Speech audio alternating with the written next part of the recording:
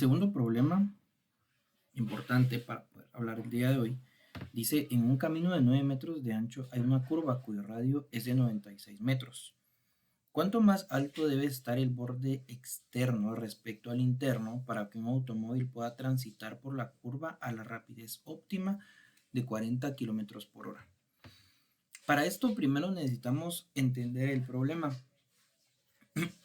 En este caso nosotros entendemos que hay curvas, hablando de una carrera de autos, en donde la pista no es completamente horizontal, sino que está como un poquito inclinada. Acá tal vez no se podrá entender como del todo, pero tenemos que tratar de usar un poco nuestra imaginación, entender que pues el automóvil viene en esta parte, el radio de la curva pues podemos nosotros observarlo más o menos de aquí hacia acá, donde podríamos formar una circunferencia. El ancho, que son los 9 metros, se dan aquí. 9 metros es el ancho de esta curva. Pero si nosotros podemos, pues aquí está cortada la curva, aquí hay un corte en la curva, esta parte de aquí. Si nosotros analizamos esto, la curva está como un poco inclinada. Entonces, esta parte, ¿sí?, es más alta que esta parte de acá, así como nosotros podemos observarlo aquí. Si esa calle estuviera cortada en una parte, imaginemos que no se ha terminado de construir, nosotros podríamos ver esta curva más o menos de esta forma, ¿sí? Esto viene como algo así. Estoy tratando de que se entienda como lo más que se pueda. Entonces, pues algo así viene la curva. Entonces, esta parte, que es más alta que esto, que es lo que precisamente genera esa curvatura, esa elevación, perdón, en la curva, para que el carro vaya como inclinado, tomando una curva pero de forma inclinada. Nosotros conocemos esos 9 metros, vienen hasta acá.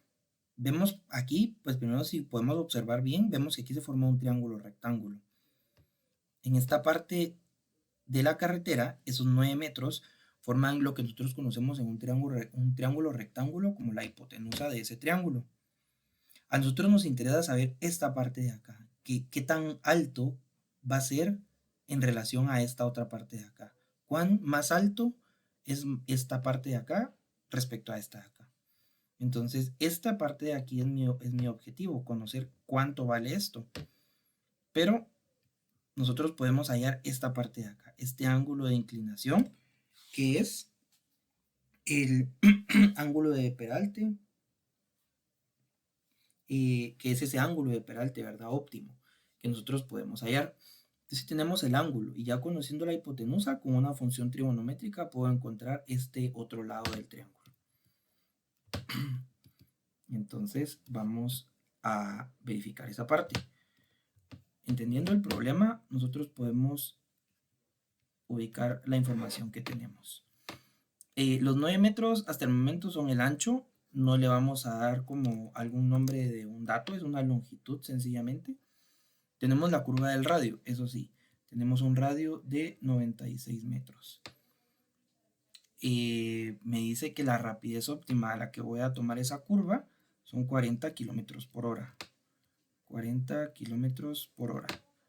Que para nosotros esa rapidez en el sistema internacional, que es en lo que estamos trabajando, serían 11.11. 11.11 metros por segundo. El 40 lo multiplicamos por 1000, que son los metros que hay en un kilómetro, y lo dividimos dentro de 3600, que son los segundos que hay en una hora. Entonces esos 40 kilómetros por hora equivalen a 11.11 metros por segundo. Tengo radio y tengo rapidez. Con eso puedo trabajar la ecuación de la tangente del ángulo, que es para hallar el ángulo de Peralte óptimo. Es igual a rapidez al cuadrado dividido gravedad por radio. Como lo que quiero es el ángulo, entonces el ángulo es igual a la tangente inversa de rapidez al cuadrado dividido gravedad por radio. Sustituimos nuestros datos. Aquí podemos decir que esto es 11.11 metros por segundo, esto elevado al cuadrado, dividido 9.8 metros por segundo cuadrado por 96 metros.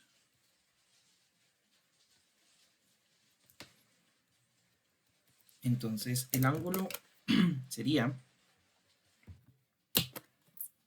esto sería entonces 7.47 grados.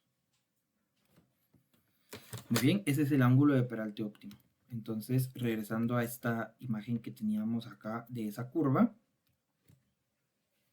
tenemos nosotros el ángulo y tenemos la hipotenusa.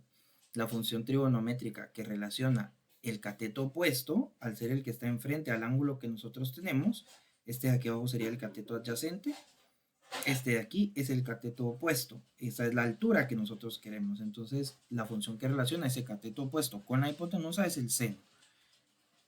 Entonces, eso es lo que nosotros vamos a trabajar. Vamos a decir que el seno de ese ángulo es igual al cateto opuesto dividido la hipotenusa. En este caso, la hipotenusa es el ancho de la curva y el cateto opuesto es la altura que nosotros estamos buscando. Entonces, aquí vamos a sustituir datos, como lo que queremos es el cateto opuesto, vamos a despejar. Vamos a decir que este cateto opuesto va a ser igual a la hipotenusa que está aquí dividiendo, la podemos multiplicar de ambos lados. Decimos que la hipotenusa por el seno del ángulo es igual al cateto opuesto. La hipotenusa dijimos que correspondía al ancho de la curva, eso lo podíamos ver acá en esta imagen que teníamos aquí, en este dibujito.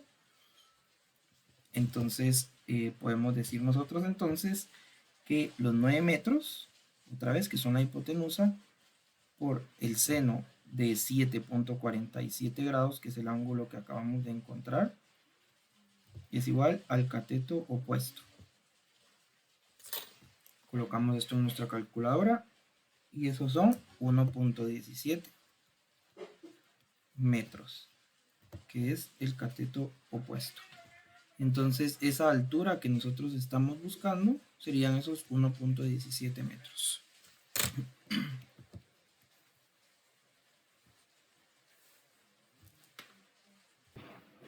El último problema del que quiero hablar